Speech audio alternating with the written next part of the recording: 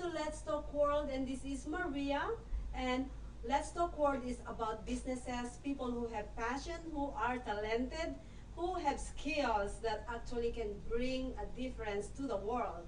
And today I am it's my pleasure to have Miss Ebony Hyatt. Hyatt, like the hotel chain, Yeah. only I don't own it. Yeah. Welcome to my show, and thank you for gracing my show. Well, thank you very much, Maria. It's a pleasure. Oh, you know I what? appreciate it. This woman is very busy, and I don't invite people who are not busy here because I want somebody who is keep on doing something and you know making a difference. And what I know about you, I met this lady not few weeks ago, right? Few Yes, weeks a few ago. weeks ago. Yes, and I was like, oh my God, I want you to be on my show. So I'm so glad to have you here now. So let us know more about you, Ava. Well, my name is Evadne Hyatt, the birth given name, but most people call me Eva. There's a chef from Switzerland. He could not say Evadne, Switzerland. so he said, "You're going to be Eva," and I've been Eva ever since. Okay, so but I was born in Jamaica, in a little place called St. Mary. Actually, I was born in Harmony Hall in St. Mary, but I grew up in Islington, St. Mary, in Jamaica, where I studied and I did home economics. My mom was a higgler, as we would say. A higgler is somebody that produces all the little kind of like street food, as you would say now. So my mom was like a food truck on legs, let's put it this way. So that's what she did. She had a convenience store, or a shop as we call it, where when she was not in the markets in Kingston, she would be selling food or provisions, so people would come and get their groceries and all of that stuff. But in addition to groceries, they could get like Christmas cake or puddings or fried fish or some of those little delicacies from, that we have in Jamaica. They could pick up at our shop.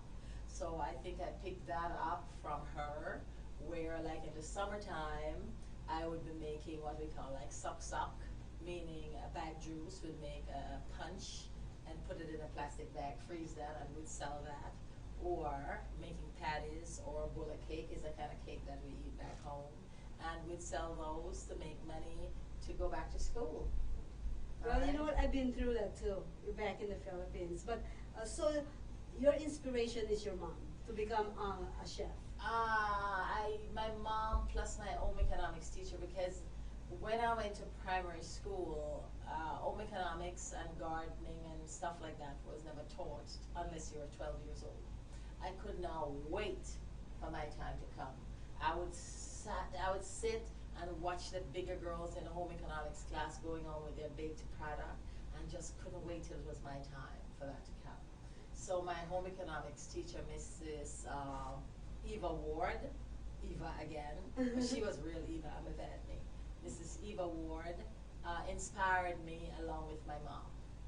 Wow, that's a really great story. So you grow up in Jamaica. I grew up Raised in Jamaica, and- yes, I grew up in Jamaica. How long have you been here? I've been here in Las Vegas for 23 years. 23 years. Wow. So I left for a little bit. I left for 2 years to go live in the Bahamas. 21 years in Vegas continuously, kind of like. So so what are your job or your profession when you were in? Or let me ask you, when did you start cooking? Like to become a professional? As a professional, when I came to America, on my second trip, I came to America first to be a model, but at 23 they said I was too old, so that didn't sit well with me, kind of like, the things that were required of me or the direction they were leading me at that age, I didn't want to go that direction. So I took a showroom situation with the Burlington Coat Company, and then I decided to go back home. So when I came back to America, I thought I was going to go into fashion because I had a fashion studio, a design studio in Jamaica, where I designed clothing. So I'd come to the States, purchase cloth, and I'd have those big Macau's style book or Vogue style pattern book, and I'd go back home, people choose their style, and I'd make it for them. I usually make uniforms like for the coffee board in Jamaica, some people in the American embassy, I had uniforms made for them, among other places, like schools and stuff like that. The teachers usually wear uniforms, I'd make those. But in addition to that, I always cooked. I was always baking, making patties, doing something. That's what always. that's what your profession to go to school. Right. So then when I came back to the States, I went to culinary school, and the rest is kind of like history, because I took a job at the World Trade Center with Hilton, the Vista Hotel. That is now no longer, because the terrorists has finally taken that home. That was the site of the first bombing at the World Trade Center in 1993, February of 93. February of 93. That was the bombing, the site of the bombing. The bombs were planted underneath the hotel in the garage area. So it didn't take it down, so when they went back the other time in 9/11, then they took it finally out. So, but that's where I worked. Okay, and I worked there for a while, then I got transferred to London Hilton, and there I worked in the garde manger department, assistant garde manger, and then I opened the Langham Hilton, which was a new hotel that the Ladbroke Group that owned Hilton at the time was opening in Langham Hilton. So I was sent to organize the garde manger section of the hotel and got that opened. Wow, so you actually build your resume with Hilton. With Hilton, yes. Yes. Well, you know what, I was listening to you saying that you want to be a fashion designer instead of a chef in the beginning. In the beginning, that Yes. was my path. Yes. Yes. If you already know or heard it, that our passion is, you know, when you were born, you have a purpose, and you have a purpose and design. So not everybody, not everybody who have that passion doesn't end up what they're doing, or anyways, or the other way around, because we have that purpose and design when we are here in this planet Earth. You see, actually my first passion was be in the healthcare field. I wanted to be a doctor, I wanted to be a nurse. But then my mom got sick and was sick for a long, long time, and then she passed. Sorry And about that that. passion passed as well. Oh my. Alright, so then I wanted to be a teacher, which I was. And then one day I remember being in the staff room, and I said to one of the teachers, you know, I really want to be a chef. And she said, well, Evadne, that is not prestigious enough. So I said, well, I'd probably have to migrate, and because that's really what I want to do. And that's what I did. Yeah. Only when I migrated, I was thinking about fashion. All right, it's only when I started the enrollment process at FIT in New York, and that's Fashion Institute of Technology. And in the process, I was waiting on my transcript to arrive from Jamaica. I just got into food. And then I decided I'm going to go to culinary instead. So what school did you go to? I went to the New York Food and Hotel Management, a small school in Manhattan, on I think 14th Avenue in Manhattan. And there they taught you really the basics. The basics were really, really enforced. Remember, there's a teacher by the name of Mrs. Honeyman or Honeywell, something Honey. So okay, So really, Honeywell. She was fantastic. So I learned a whole lot of my basics from there. Wow. Wow. Well, if I didn't tell you yet, my son is also a chef. She went to Le Cordon Bleu. Le Cordon Bleu. Yeah, right before they close. Where? Here in Las Here Vegas? in Las Vegas. Oh, okay, So he's a chef. He's been a chef for so long on one of the biggest District restaurant Hotel? here. Okay. Yeah. Owned by MGM. Mm-hmm. Top Golf. Okay, over at Top Golf. Yeah, Okay. he is one of the people who opened Top Golf. Okay, gotcha. Yeah.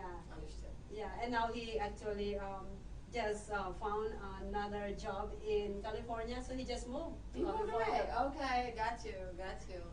Yes, but working in the kitchen, it's kind of like transient, kind of like, because the opportunities are there for people to move around, they do take it. And sometimes when you do move around, you get to learn more than you would have had you stayed in that one position or place. Mm-hmm. So people opt to move so that they learn other cultures, they learn other technique, other styles, and stuff like that. Well, you were saying that your heart is fashion before, Was, and then you uh-huh. was your passion, and then you went to cooking.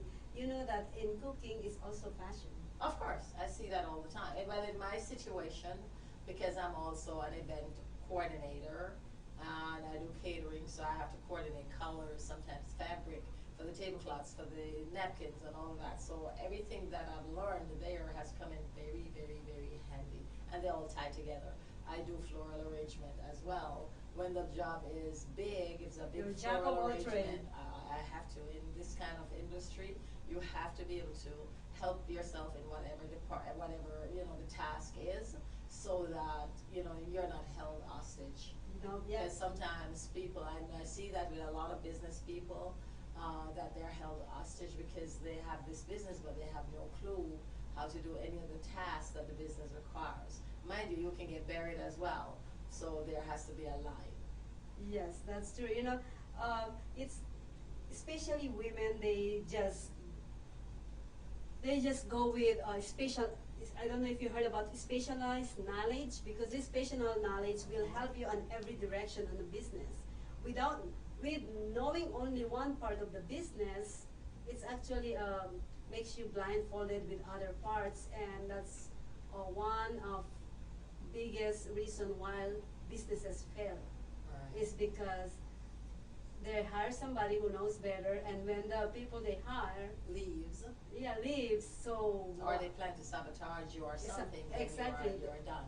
Yes, exactly. So I've tried. I've not been in that position because, as I tell some of my staff, whatever I've hired you to do, I can do it too. But I need you as an addition to get my stuff on the way. Okay, so I really need your skills. I need your professionalism, and I need your commitment to get me, to get us to the level we need to get to.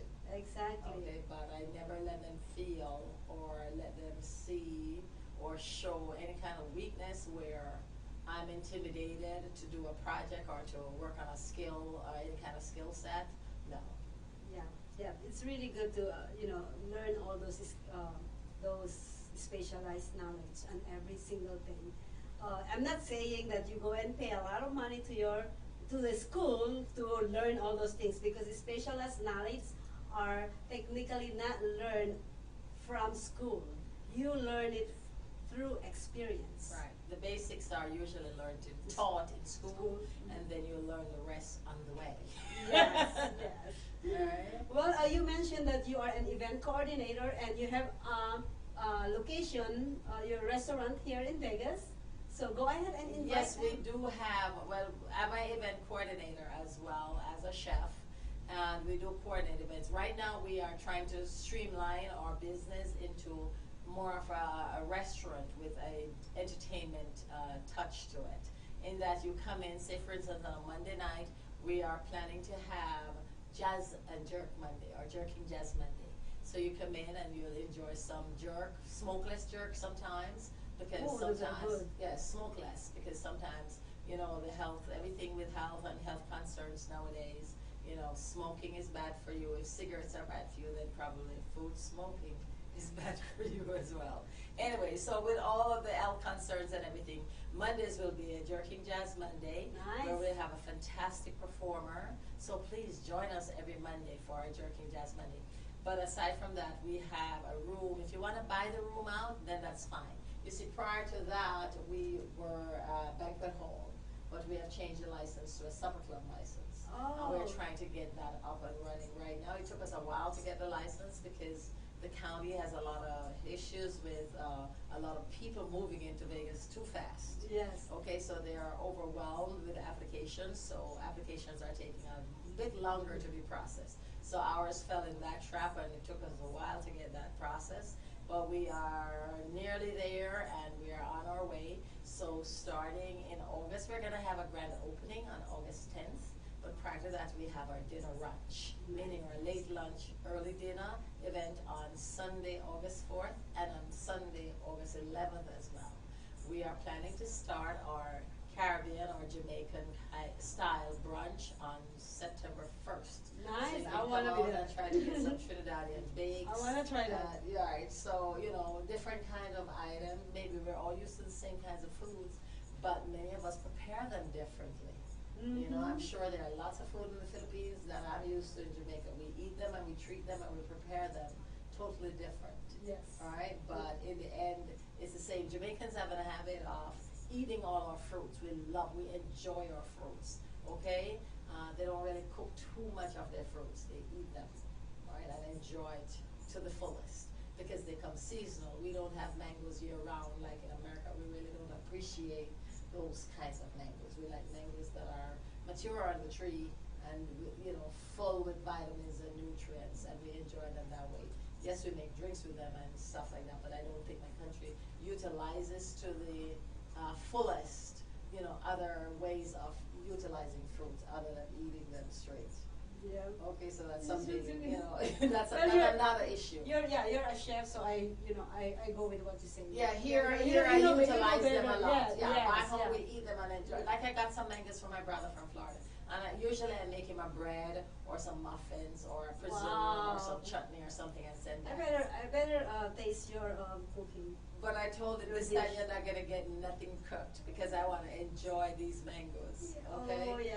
But yes, we have a lot of applications that we put to our fresh fruits. Wow. A lot of applications in terms of eating them sweet or savory, meaning you're going to cook with them. Probably you're going to do a mango chicken, for instance, okay? Or instead of having a guava eaten or having it sweet prepared, maybe a guava duff the Bahamian way, or a guava tart, or a guava syrup to glaze some pastry or stuff like that.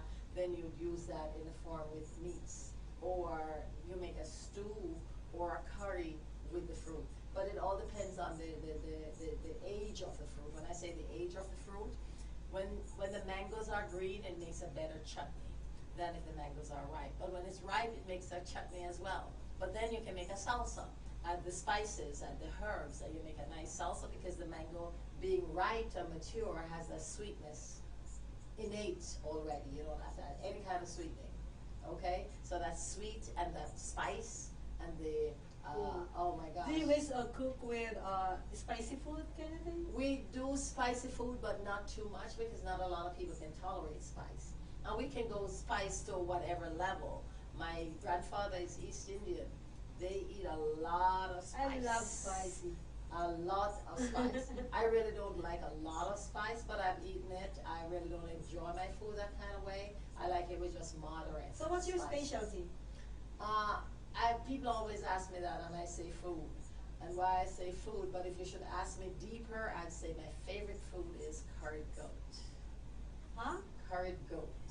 That's goat. my curry goat. Goat. Yes, and that's because as I said, my grandfather is from East India. Yeah. So they brought goats and curry to Jamaica. Oh my God. As indentured servant, they brought it. I so like curry, growing but not up, we goat. curried a lot of things. But my favorite of all the curry is goat. Oh my Or God. chivo, as the Spaniards would say. Yeah. Okay? Oh, So- well, Filipinos eat goats too, but Right. I don't. Okay. Yeah, I don't like goats. Okay, I Yeah. love goat. Yeah, yeah, Do you like lamb? yes. Okay, well, lamb is I kinda like a little similar. bit. Yeah, I like a little bit. I'm not really fond of.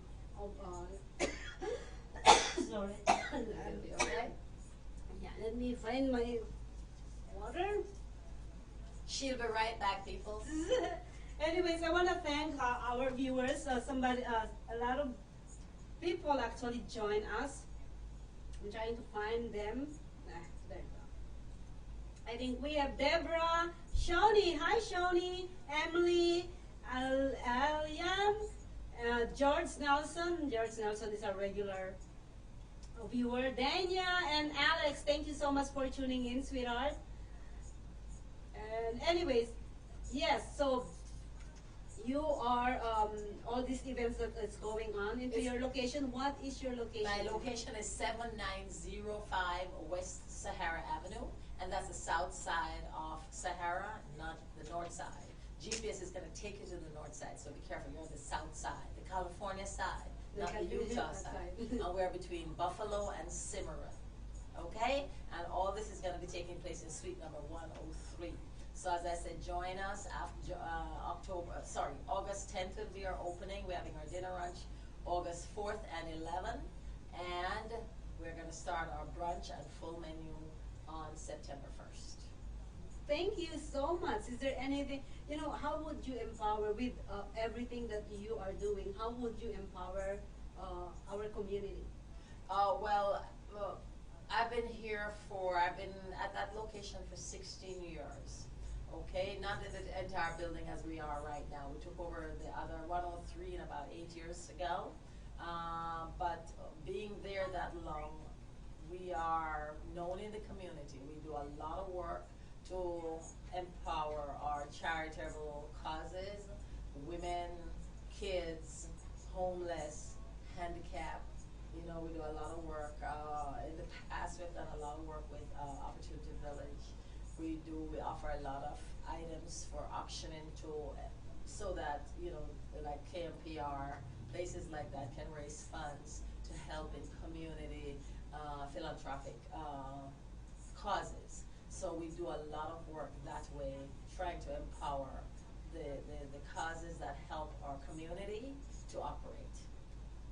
Thank you so much. I hope it empowers you two guys to share and comment on this video. If you miss it, you know where to go, YouTube, everywhere. And yep, that's the other computer. But anyways, thank you so much, Eva, and hope to see you again next in the building. That's amazing. Thank you. Thank you, viewers. I'll see you guys again next month. Actually, next week we're not gonna be with Let's Talk World next week. It's gonna be on August 3, and we have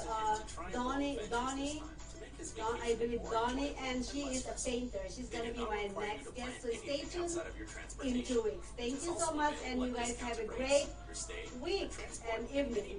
Bye bye now. John liked the idea very much. He tries Thank you so much. That's amazing. His experience with the club was amazing, as he made